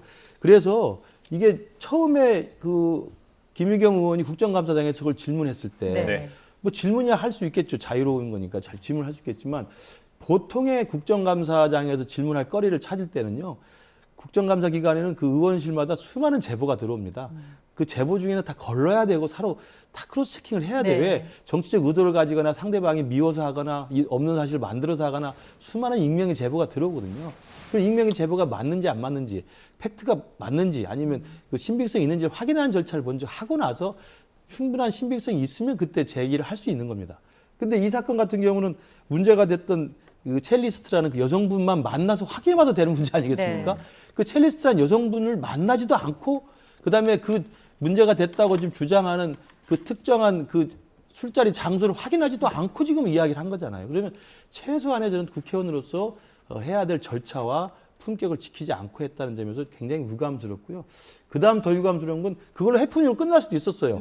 그럼 한동훈 장관하고 서로 주고받고 고성을 주고받고 하다 끝날 수 있었는데 그걸 그 다음날 민주당 최고위원회에서 2명의 최고위원이 다시 틀고 또 문제 제기하고 그러니까 오후에 민주당의 정책위의장이란 분이 또 이야기를 하고 오늘 또 이야기를 또 한 거 아니겠습니까? 민주당 의원들이. 그러니까 아마 한동훈 장관도 이제 발끈한 것 같은데 저는 민주당이 정상적인 정당이라면 저런 김의겸 의원의 국회의원의 품격에 맞지 않는 저런 잘못된 문제 제기가 있으면 그걸 못하게 제지하고 아니면 더 이상 확대되지 않도록 저는 중단시키는 것이 민주당의 정상적인 모습이었다고 생각하는데 오히려 당 지도부 차원에서도 확산시킨 것이 저는 분명히 정치적 꿍꿍이가 있다고 생각이 들고요. 마지막으로 한 말씀 드리면 한동훈 장관도 마찬가지입니다. 이걸 또 한동훈 장관도 즐기는 것 같아요. 지금 기자들이 따라다니면서 계속 물어보면 말을 안 해도 되는 거 아니겠습니까? 근데 계속 더 세게 우상호 의원의 40년 전에 그 NHK 단란주절 얘기까지 꺼낼 이유가 무슨 필요가 있겠습니까? 정치는 싸우는 게 아니고요. 그리고 물론 자기 사실관계를 해명하고 억울한 부분을 설명할 수 있습니다만 국무위원으로서 법무장관은 국민에게 겸손하게 설명하는 게 중요하다. 정치의 한 복판에 전선에서 야당과 싸우는 것이 내각의 국무위원의 역할은 아니라고 생각합니다. 이거 벌써 며칠째 이어지고 있고 갈수록 일이 좀 커지는 느낌인데 말씀하신 것처럼 민주당이 강하게 나올수록 한동훈 장관도 더 강하게 나오는 모습이거든요. 저는 지금 이 논의 자체를 이 YTN 여기서 한다는 자체도 전 참담하게 느껴져요. 이게 지금 며칠 됐는데 지금 남은 건 첼리스트하고 남자친구가 3시 반에 통화했다. 이거밖에 안 남은 거 같아요. 전 김의겸 의원이 이런 걸 하려면 폭로할 수 있어요. 그렇죠? 정말로 대통령이 그 야심한 시간에 술 먹었다 문제죠. 근데 그걸 전혀 확인할 게 없잖아요. 전 윤석열 대통령 말이 이건 100% 맞다고 생각해요. 이걸 하려면 대통령과 장관과 이른바 김현장 변호사 30명이 술 먹었다는 거 아니에요? 그러려면 확실한 근거와 장소를 특정을 해야죠. 네. 대통령이 등장하는 거잖아요. 지금. 근데 이거를 그렇게 제보라고 얘기하고 또 협업이라고 얘기하고 협업이라는 단어 자체가 거슬리는 거 아닙니까? 이걸 국정감사장에서 얘기를 하고 정치 이슈화 해가지고 그러다 보니까 우리는 이제 정치 공학적으로 해석하는데 아주 이골이 나는 사람들이잖아요. 일반적으로. 그러니까 지금 이재명 대표 수사하고 야권에 대한 여러 가지 수사가 전방위적으로 다가오니까 이걸 이슈화 시켜가지고 뭔가 국면을 전환하려 하는 게 아니냐. 네. 그리고 따라서 이슈가 더 극단화될수록 지지층이 결집합니다. 우리나라 정치에서 가장 안 좋은 게 정치의 기본이라 하더라도요. 예. 지지층 결집과 프레임 전환을 노리는 그런 정치 수법. 이게 가장 우리 한국 정치 지금 이제 이 자꾸만 심연에 빠뜨리는 거거든요. 예. 저런 이슈가 되면서 양쪽이 또 거기에 언급을 하고 또 이슈가 커지고 이러다 보니까 이게 문제가 더 다른 데로 가는 거예요. 예. 그러니까 이제 배가 산으로 가는 거예요. 그래서 김용희 의원이 이런 얘기를 많이 하긴 하는 것 같은데 일종의 폭로 같은데 폭로를 하려면 정확한 근거를 가지고 하라는 것하고 네. 또 하나는 폭로해서 자신의 몸값을 올려서 공천을 받으려고 하는 것이라면 알 수 없으나 예. 그건 좋은 정치가 아니다. 나쁜 정치고 한동훈 장관도 저도 한 말씀 드려야 되겠어요. 지금 왜 우상호 의원의 그 20년, 40년 전 얘기를 왜 또 꺼냅니까? 이슈가 더 커지잖아요. 예. 이슈를 가라앉혀서 없던 걸로 해야죠, 이걸 점점. 이거 다시 이슈를 키워가지고 야당은 여기에 대한 반발을 또 할 거 아니겠어요? 그럼 뭘 어떻게 하자는 거예요, 도대체? 이러다 보니까 국민들이 정치에 대해서 이제 그 불만 정도가 아니에요. 과연 이런 정치가 존재했나? 한국 정치가 항상 국민들에게 불신을 많이 받아왔습니다만 예. 이렇게까지 극단적 정치로 가고 결국 무슨 뭐 윤석열 대통령 퇴진 탄핵 얘기까지도 나오고 그것도 말도 안 되는 얘기거든요. 예. 이런 식으로 양극단의 진영 정치가 점점 강화되면서 또 이런 얘기도 나오고 또 여기에 또 장관과 또 장관까지 참전하고 이 민주당에서 일부 이제 전 현직 의원들이 여기에 대해서 상당히 우려를 표시하더라고요. 네. 근데 그런 분들의 목소리가 좀 커져야 돼요. 그 김의겸 의원의 이런 부분들에 대해서도 당에서 뭔가 따끔하게 좀 질책이 있으면서 이런 다음에 여당의 다른 걸 공격하고 이래야죠. 그런 게 너무 안 보이니까 예. 정치가 너무 반지성적이고 반정치적이고 이런 비판을 안 받을 수가 없다는 거예요. 예. 저는 그래서 이 한동훈 장관도 이런 발언 좀 자제했으면 좋겠다는 생각이 들어요. 예.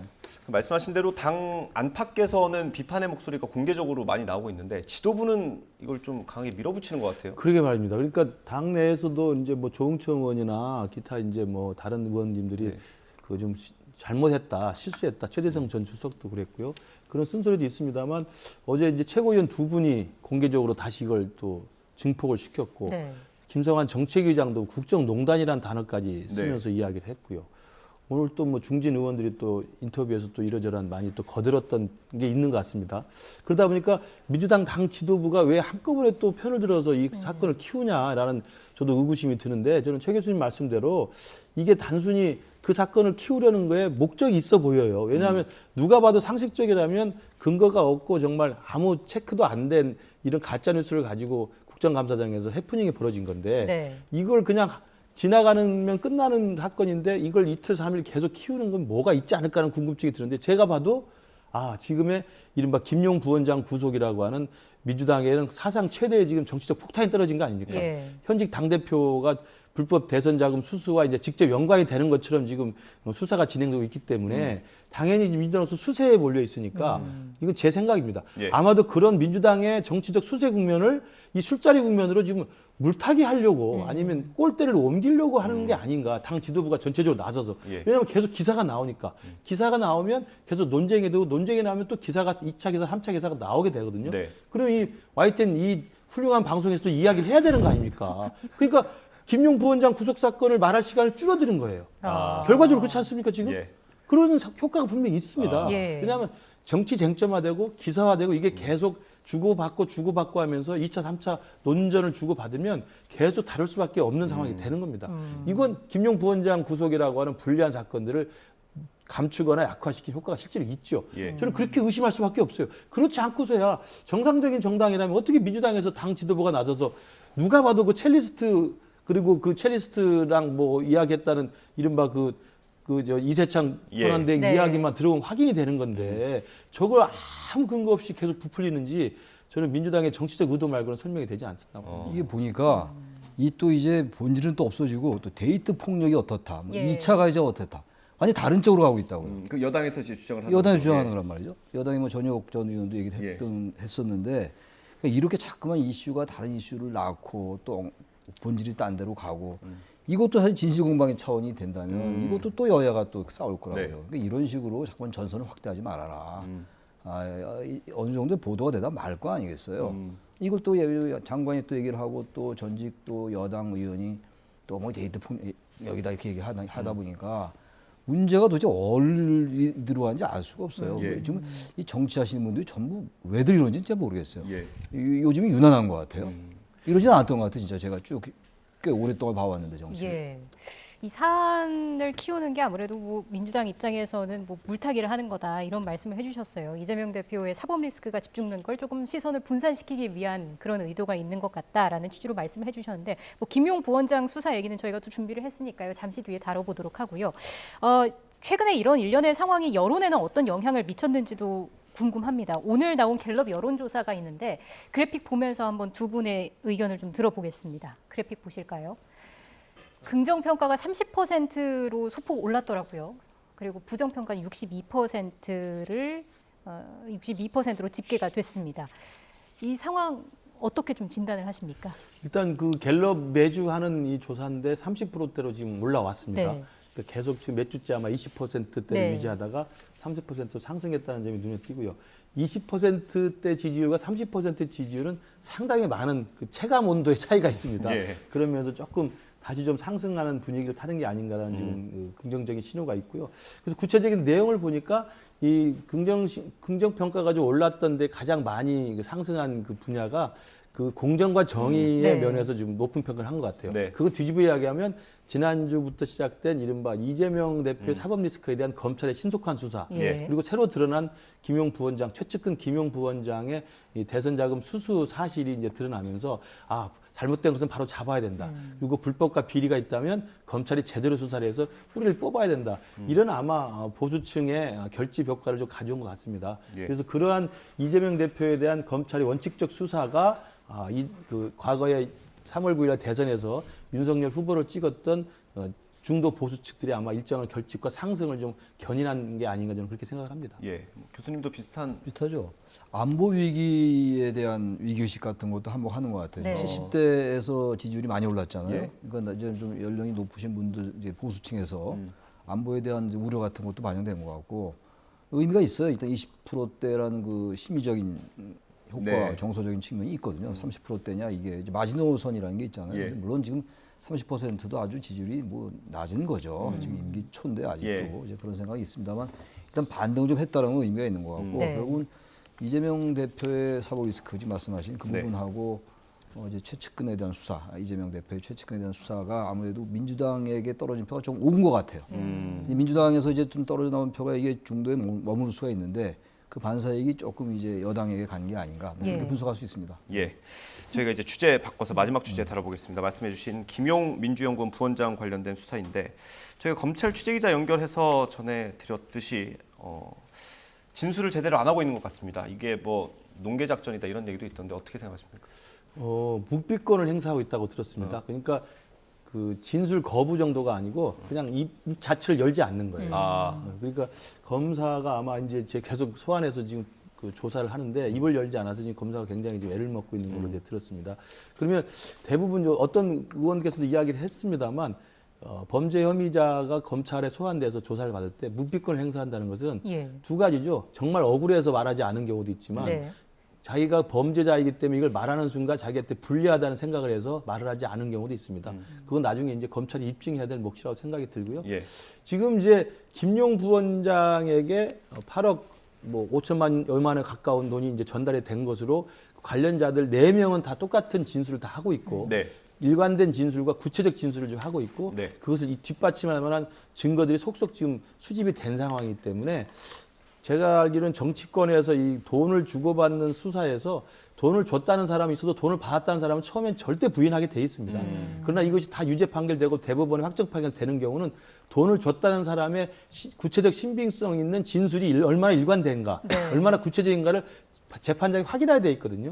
그렇다면 그 전달 방식, 전달 시점, 전달 액수, 전달의 어떤 그 행태들을 가장 일관되게 진술하면 그걸 인정하게 돼 있습니다. 왜냐하면 받았던 사람은 끝까지 받았다고 안 하거든요. 예. 현찰을 주고받기 때문에 예. 아마 그런 면에서 지금 유동규, 그다음에 남욱, 그다음에 이모 이사, 그다음에 정민용 변호사 이 네 분은 지금 똑같은 식으로 다 일관되게 진술하고 있기 때문에 저는 김용 부원장이 입을 닫고 있어도 검찰이 이 부분을 입증하는 데는 별로 어려움이 없을 것이라고 보이고요.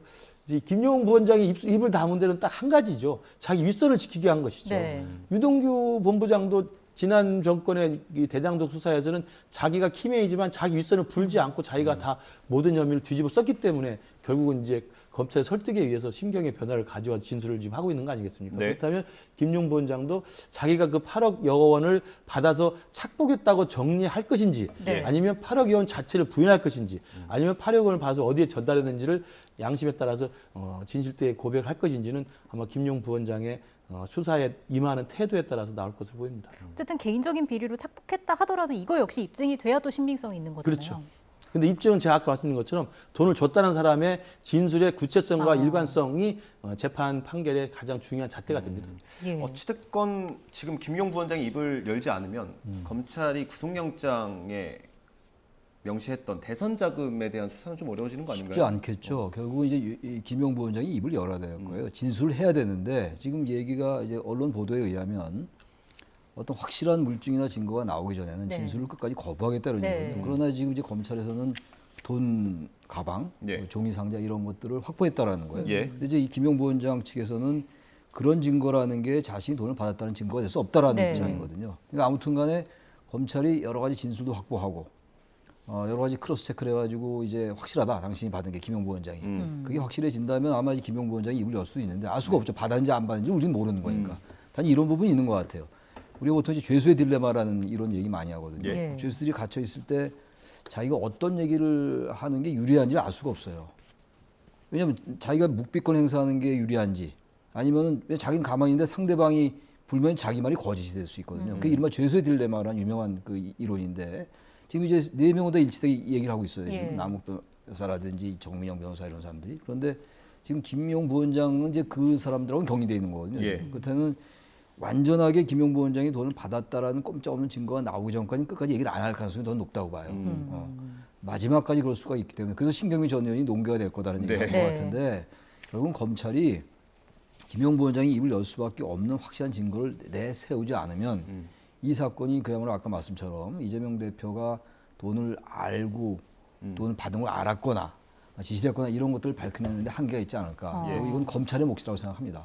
만만치 않을 것 같아요. 근데. 네. 스모킹 건 찾을 수 있을까요? 지금 그동안 정치권에서 수많은 뇌물 수수, 그다음에 정치자금 수수 사건을 검찰이 엄청 수사를 했습니다. 네. 예. 그리고 그에 대한 노하우와 수사 기법이 다 있고요. 재판에서도 그 판결의 판례들이 다 있습니다.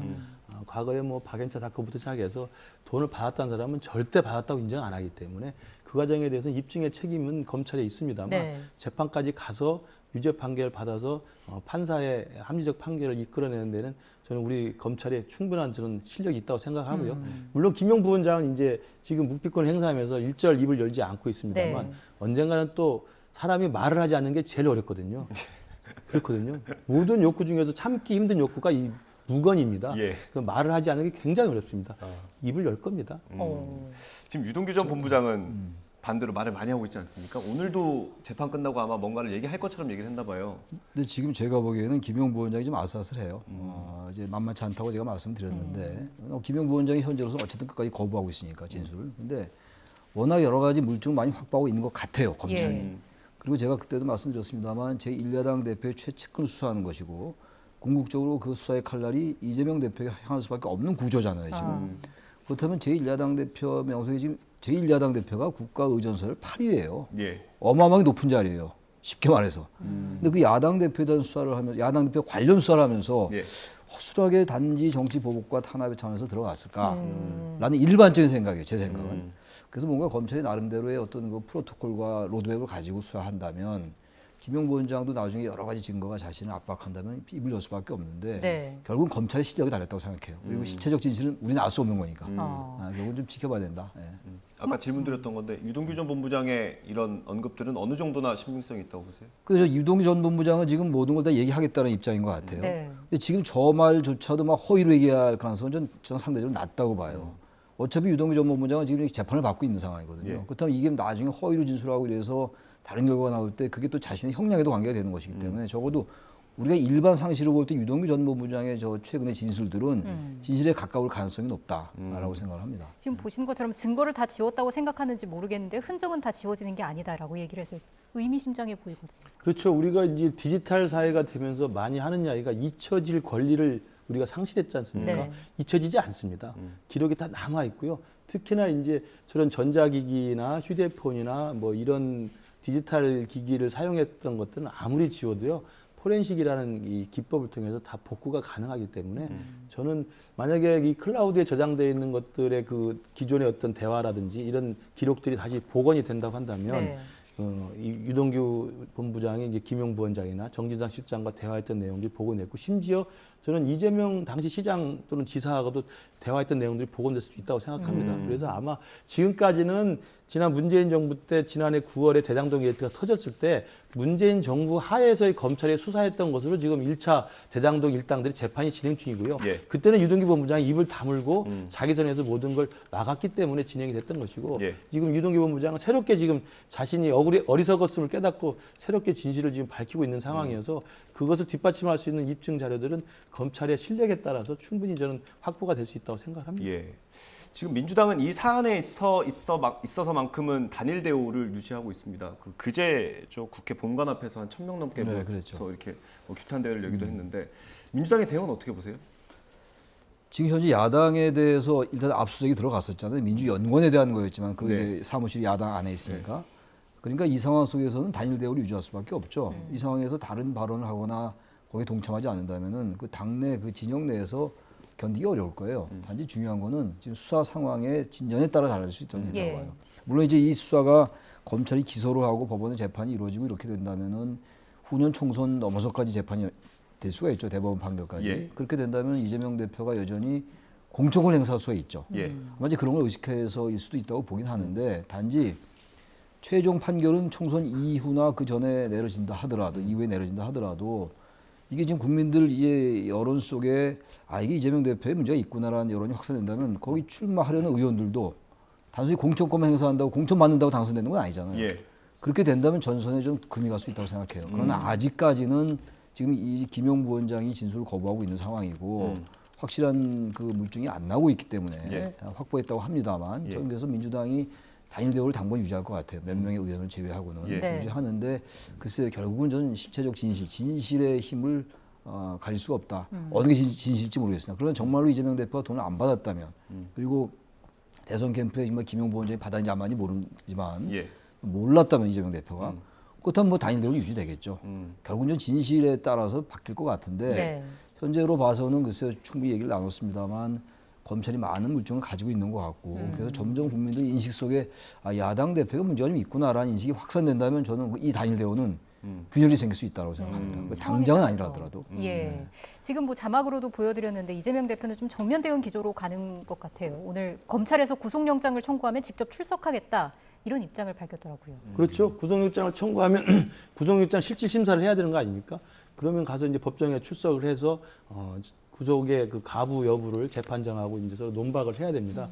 그걸 당연히 하겠죠. 지금 대부분의 우리 정치인들이 어떤 비리나 어떤 혐의를 받아서 사법 처리가 되면 검찰이 구속영장을 신청하면 구속영장 발부 전에 본인이 직접 가거나 아니면 대리인이 가가지고 구속영장 실질 심사를 합니다. 그리고 이제 영장이 떨어지면 영장이 발부된 다음에 이제 구치소로 수감이 되는 거거든요. 이게 아마 이제 국회에서 체포동의안 의결을 하지 않고 가겠다 그런 의미였을 그렇죠. 것 같은데. 그러니까 본래 또 이재명 대표는 과거부터 지난 대선 후보 시절에도 그 국회의원들의 면책 특권이라든지 부체포 특권 이것들 다 내려놓겠다라고 이야기를 몇 번 공언을 했기 때문에 본인도 그 약속은 뭐 거부하기 힘들 겁니다. 그래서 아마도 구속영장을 신청했다는 것 자체만으로 과연 이재명 대표가 견딜 수 있을까? 그러니까 대한민국 헌정사상 제1야당의 현직 당대표가 그것도 정치적 어떤 사건이나 이게 아니고 돈을 주고받았던 부정한 어떤 그 불법 자금을 수수했던 혐의와 관련해 가지고 검찰에 구속영장을 신청한다 한다면 법정에 가서 물론 다툼을 하겠습니다만 네. 그리고 그날 저녁에 판사가 구속영장을 발부한다면 이재명 대표의 정치적 생명 거기서 끝났다고 봐야 되겠죠. 알겠습니다. 오늘 말씀 여기까지 나누겠습니다. 지금까지 최창열 유민대 교수, 김근식 경남대 교수 두 분과 함께했습니다. 고맙습니다. 네, 고맙습니다.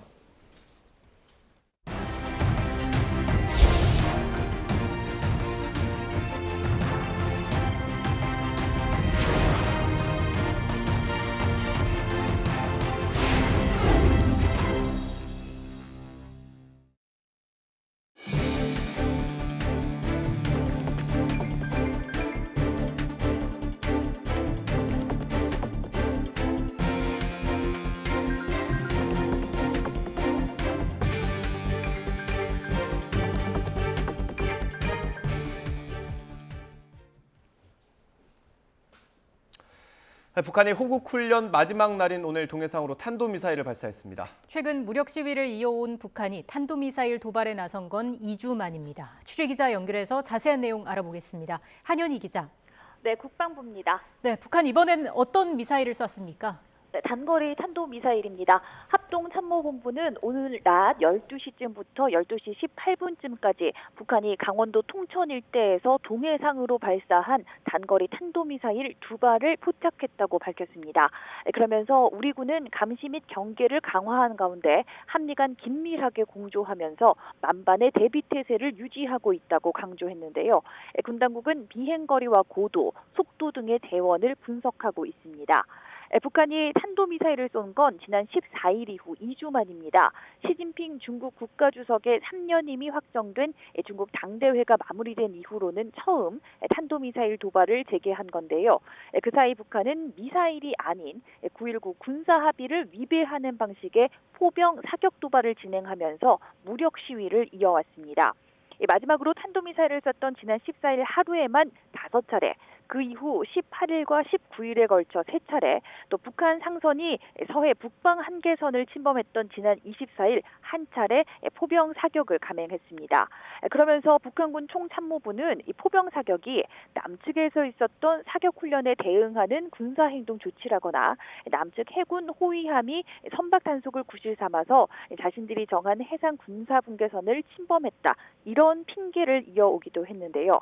특히 오늘은 지난 17일부터 시작된 우리 군의 대규모 실병 기동 훈련인 2022 호국 훈련이 끝나는 날이기도 합니다.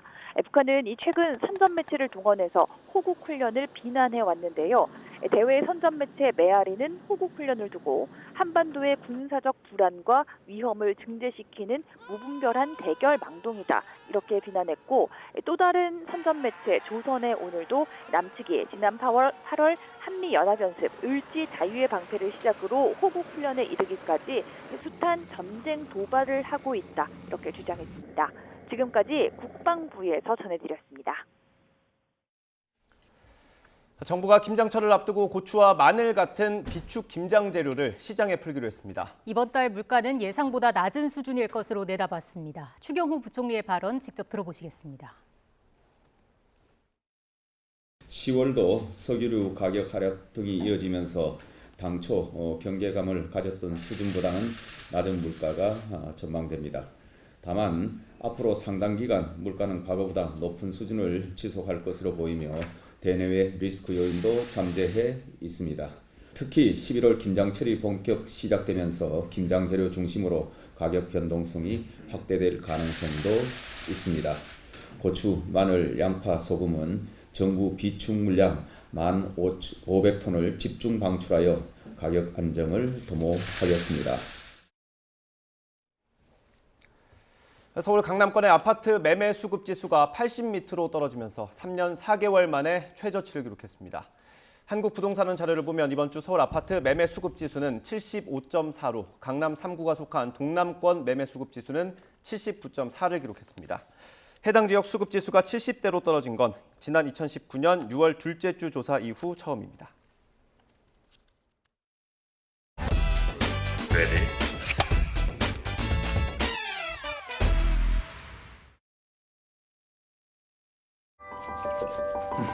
아이가 사랑을 구원한 것이다. 모든 아이는 완벽한 존재다. 괜찮아, 자연스러운 거야. 창피할 것도 아니고. 만약 자기 아이가 그렇다면 자긴 도와주겠다는 얘기야? 다른 사람은 모르겠지만 난 당신 이상하다고 생각하지 않아.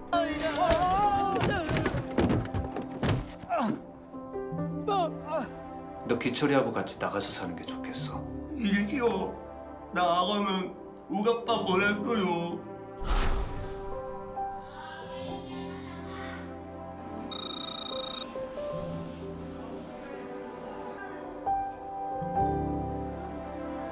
너랑 고모가 아빠 때문에 고통스럽게 사는 것도 싫어. 치료 방법도 없어. 고통이 줄지도 않아. 나는 내 고통, 내 인생을 내 맘대로 끝낼 이유도 있고 권리도 있어. 어떤 법이든 편견이든 나 조금도 신경 안 써. 애가 나만큼 아팠으면 나도 나 아약자 지켜주고 싶었을 거야.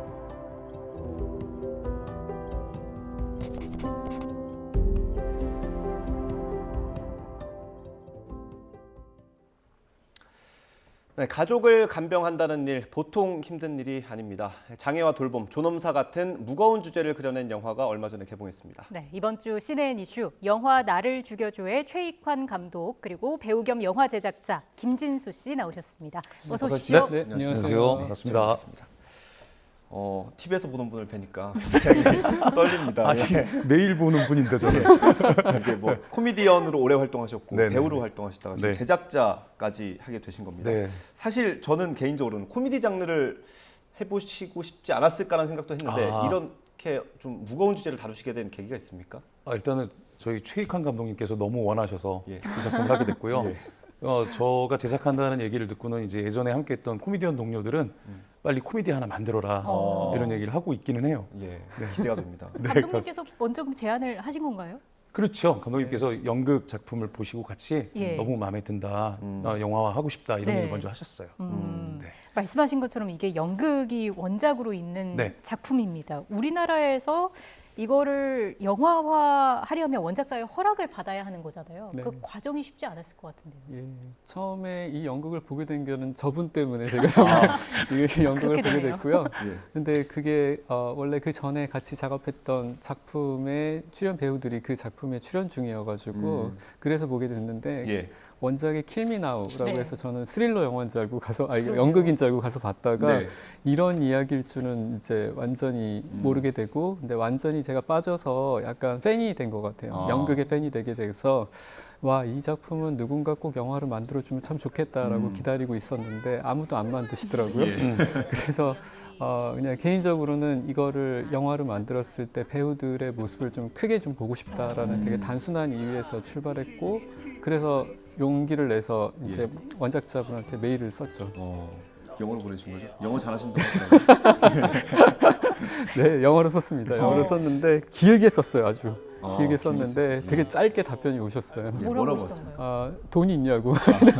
제일 중요한 문제를 수도 있는 거예요. 실제로 많은 돈을 요구하던가요? 아니, 그렇진 않았습니다. 이 연극을 보실 때 어떤 부분이 좀 많이 끌리셨습니까?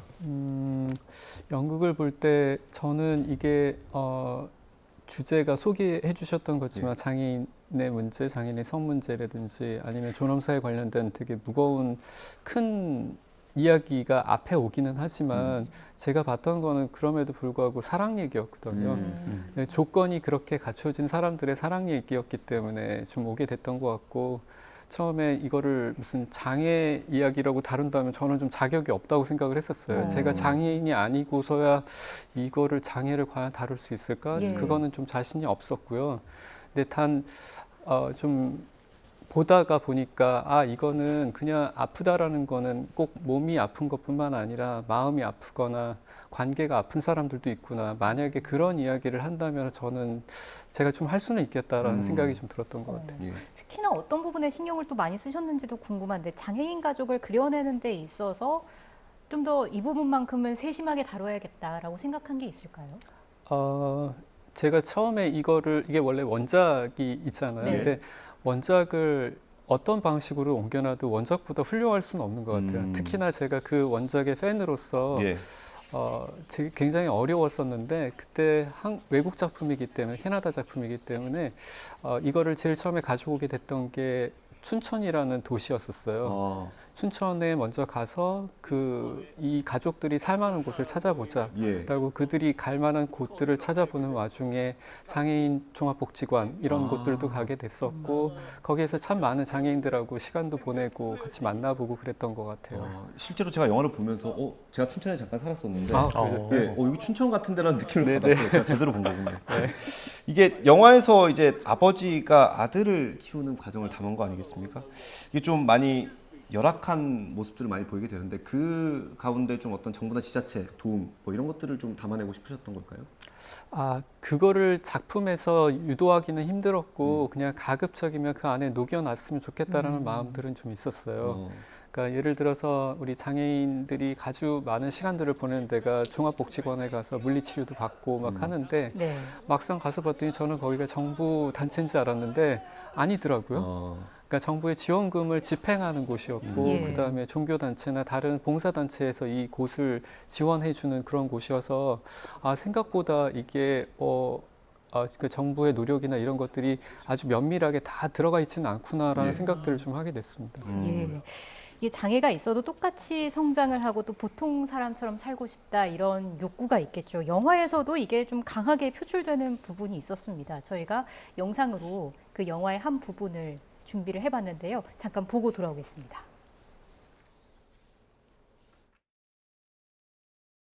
그럼 너 뭐 하고 싶은데? 독립하고 싶어. 독립? 그 갑자기 무슨 소리야? 이태형, 나랑 즐거워서 같이 살 거야. 야, 기철이가 너를 어떻게 보살펴? 할 수 있어. 그리고 너 왜 아빠를 떠나서 살겠다는 건데? 현재야, 왜 집을 나가서 살겠다는 거야? 아빠가 뭐 잘못했어? 나도 보통 사람처럼 살고 싶어. 네. 아마 아버지 역의 장현성 씨가 처음으로 화내는 장면이 아니었을까라는 생각이 맞습니다. 드는데 이 장면에서 좀 전하고 싶은 메시지가 있었을까요?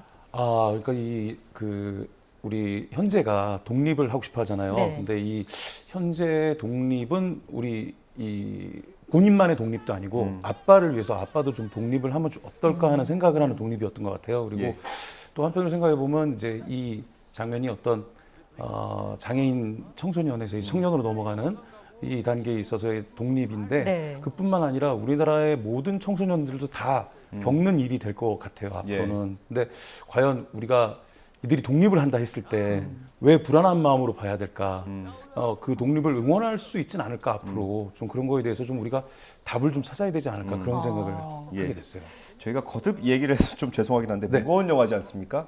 이걸 조금 더 대중적으로 좀 쉽게 풀어보자는 어떤 유혹 같은 것도 있었을 것 같은데 사실 있었죠. 네, 사실 거대 투자사 쪽에서도 이제 그러한 제안이 왔었고 사실 근데 이제 저희 최익환 감독님께서 많은 고민을 하시다가 거절을 하셨죠. 거대 투자자면 저희가 흔히 아는 뭐 그런 네, 그런 곳입니다. 옆 회사 저희 옆에 건물 뭐 어디라고는 특정하지 않겠습니다. 저희도 다음 영화를 찍어야 되기 때문에. 근데 이제 그 최 감독님께서 거절한 이유를 좀 얘기 좀 해주시죠. 그러게요. 그걸 여쭤보려고 그랬어요. 불편한 것들을 조금 없애보자. 왜냐하면은 엔딩이나 다른 것들 그리고 이런 건 너무 좋다. 그런데 예를 들어서 말을 조금 정상적으로 한다든지 아니면은 생긴 모양도 조금 괜찮았으면 좋겠고 지금 나오는 현재 아들 현재 모습 그다음에 장애인의 성 문제라든지 뭐 여타 문제들에 대한 것들이 조금 없으면 어떻겠느냐라는 거였는데 그냥 저는 개인적으로 믿는 것 중에 하나가 한 사람의 이야기, 하나의 이야기는 한 사람밖에 할 수 없다고 생각을 하거든요. 근데 현재의 조건들이 만약에 바뀐다면 이야기는 완전 다른 이야기가 될 수밖에 없다고 좀 생각을 했었어요. 그래서 이게 되게 어떻게 보면 우리 김진수 우리 제작자님께서는 가슴 아픈 순간들이었을 수도 있겠지만 아니요. 다른 인터뷰에서 봤는데 살이 많이 빠지셨다고 들었어요. 각 영화마다 저는 각 장르마다 각 영화의 사명이 있다고 생각을 해요. 그러니까 예를 들어서 뭐 공포 영화면 정말 깜짝 놀래켜 이뤄야 되고 코미디면은 좀 많은 웃음을 드려야 되는데 저 영화 같은 경우는 사실 뭐 두고두고 회자되면서 좀 많은 위로를 드려야 되는 영화라고 생각을 하는데 만약에 거대 자본을 받아서 영화를 저희가 그들의 뜻대로 만들었다면 아마 또 다른 사명을 가진 영화가 나올 것 같아서 저는 지금 저희 영화에 굉장히 만족을 합니다. 그럼 감독님도 과거로 다시 돌아가더라도 똑같은 선택을 네, 그럼요. 거죠? 그렇습니까? 작품에 만족을 하시는 것 같아요, 두 분 다. 네. 평점이 꽤 높아요. 꼭 지금 검색을 한번 해보시기 바랍니다. 평점이 굉장히 높습니다. 그 높은 평점만큼 상을 굉장히 여러 개 받으셨더라고요. 좀 소개를 해주시고 그 중에 가장 자랑하고 싶은 거 있으시면. 제가 여기 뒤에다 적어왔는데요. 빨리 그 정도로 많습니까? 시드니, 뮌헨, 암스테르담, 더반 국제영화제, 오슬로 필름 페스티벌 이렇게 해서 상을 받았고요. 예. 그리고 헐리우드 프로듀서스 나잇이라는 곳에서 25,000편이 선정이 됐는데 거기서 900편으로 추리고 그리고 최종 16편에 25,000편 중에요? 네. 16편에 선정이 됐어요. 그렇군요. 제가 알기로는 여기 나무주연상도 네, 있다고 더반 국제영화제에서 예. 우리 안승균 씨, 아들 역할 맡으신 안승균 씨가 예. 나무주연상 받았어요. 제가 이 방송에 나가기 전에 말씀드렸는데 저 배우가 넷플릭스 드라마 지금 우리 학교는 네, 나오는 네. 배우잖아요. 네. 연기가 굉장히 전 진짜 그 동일인인 줄 모르고 볼 정도로 굉장히 그러니까요. 잘하더라고요. 예. 어떠셨어요? 진짜 심지어 연습하면서? 장애인 분들도 얘기를 하시고 장애 돌보시는 분들도 다들 얘기하시는 게 진짜 장애인 같아서 놀랍다라고 이제 얘기를 했는데 저희가 우리 그 안승균 배우하고 준비하는 과정에서 그걸 했어요. 누구를 따라하거나 우리 장애를 폄하하지 않았으면 좋겠다라고 생각해서 아주 많은 장애인들을 만나봤지만 저희한테 딱 맞는 사람을 찾는다기보다는 현재가 할 수 있는 장애를 한번 생각을 해보자라고 해서 안승균 배우가 그러니까 첫 연기를 하기 바로 직전에 척추가 어디가 문제가 있으니까 어떻게 앉아야 되고 자기의 고개는 어디서부터 어디까지 돌아갈 수 있는 게 있고 손은 어떻게 해서 준비 과정이 되게 오래 걸려요. 그래서 준비해서 그 자기가 몸이 되면 자 준비됐습니다 해서 하는데 영화가 끝나고 나서도 이게 실은 안 풀려가지고 굉장히 이제 오래 걸려요. 다시 빠져나오는 데서 촬영하는 기간 내내 아마 진짜 현재로 살았다라고 봐야 되는 그런 연기를 해서 실은 저뿐만 아니라 동료 배우들도 다 그냥 너무 연기 잘한다라고 다들 칭찬하는 배우가 된 것 같아요. 완전 몰입을 해서 연기를 한 게 작품 내에서도 그대로 느껴지고요. 네. 이 영화 같은 경우에는 성 문제도 다뤘습니다. 사실 이게 좀 다루기 어려운 문제였을 것 같기도 한데 어떤 점을 좀 많이 고민했을까요? 그러니까 저희는 다름이 아니다. 우리는 똑같은 사람이다라는 부분을 갖다 많이 얘기하고 싶었고요. 그래서 그러다 보니 어쩔 수 없게 이제 청소년기에 일어나는 여러 가지 변화들에 대해서 뭐 편견 없이 담고 싶었고요. 네. 이게 마지막에 나오는 주제가 조력존엄사이지 네. 않습니까? 저희가 얼마 전에 이제 그 조력존엄사의 입법화를 주장하시는 분과 인터뷰를 한 적도 있었는데 사실 이게 다루기 쉽지 않은 문제더라고요. 뭐 해외로 실제로 우리나라에서 해외로 나가는 분들도 계시다고 하는데 이 주제를 좀 다룰 때 어떠셨습니까? 영화 내용 중에 고모가 김국희 배우하고 우리 그 안승균 배우 현재가 아빠의 죽음에 대해서 논의하는 장면이 있어요. 그러니까 고모가 나는 그 장애인이 아니지만 그 아빠가 저렇게 그냥 죽는 거는 볼 수가 없다. 나의 오빠기도 하다라고 했는데 현재가 하는 얘기는 그냥 아빠는 아빠일 뿐이다. 관계를 끊어내라. 그러니까 모든 가족들이 누군가의 죽음에 대해서 선뜻 동의하지 못하는 거는 관계 속에 있기 때문에 그렇다라는 느낌이 좀 많이 들어요. 그런데 현재가 오히려 그거를 좀 해줬고 제가 개인적으로 생각했을 때는 격의 문제가 아닐까. 그러니까 누가 한 사람이 격을 지키고 싶었을 때 부끄럽다라는 거를 얘기를 하고 그 격을 지키고 싶었을 때 그런 선택을 할 수 있는 것들이 아닌가라는 생각을 좀 해봤습니다. 저희가 이제 준비된 시간이 다 됐는데 아주 짧게 아직 영화 보지 않은 시청자분들이 계실 거거든요. 한 말씀 해주시죠. 저희가 지금 오늘 얘기를 나누다 보니까 너무 무거운 영화 아닌가 이렇게 하고 걱정하시는 분들 계실 텐데 그냥 편견 없이 오시면은 아주 또 큰 울림 받고 가실 겁니다. 대신에 손수건은 꼭 챙기시기 바랍니다. 저희가 거듭 말씀드렸지만 평점이 굉장히 높지 않습니까? 그만큼 관람객 수도 많이 올랐으면 좋겠습니다. 관람평 보니까 웰메이드 영화였다. 연극보다 더 잘 표현했다. 이런 극찬이 있더라고요. 천천히 하지만 또 오랫동안 많은 분들의 관람이 이어지지 않을까 생각이 듭니다. 지금까지 영화 나를 죽여줘의 최익환 감독 그리고 제작자 김진수 씨와 함께했습니다. 고맙습니다. 감사합니다. 네, 감사합니다. 주말을 앞두고 완연한 가을 날씨가 이어지고 있습니다. 제 뒤로 알록달록하게 물든 은행나무와 단풍나무가 무르익은 가을을 실감하게 하는데요. 오늘 낮 동안에 온화함이 감돌면서 늦가을의 정취를 느끼기 참 좋겠습니다. 현재 19.1도까지 오른 서울 기온, 앞으로 1에서 2도가량 기온이 더 오르면서 예년보다 온화한 가을 날씨를 보이겠습니다. 다만 일교차가 10도 이상으로 크게 나니까요. 옷차림에 신경 쓰셔서 체온 조절 잘 해주시기 바랍니다. 현재 내륙은 대체로 맑게 펼쳐져 있는 하늘을 보실 수가 있을 것 같습니다. 하지만 동풍의 영향을 받는 동해안 지역은 흐리고 산발적인 비가 내리고 있는데요. 내일 오전까지 동해안에는 5에서 20mm의 비가 오락가락 이어질 것으로 보입니다. 오늘 낮 기온은 대부분 20도를 웃돌면서 온화하겠습니다. 서울 20도, 대전 21도, 광주와 부산은 22도로 예상됩니다. 주말 동안에도 내륙은 구름만 다소 지나겠고요. 온화한 가을 날씨를 보이며 야외 활동하기 좋겠습니다.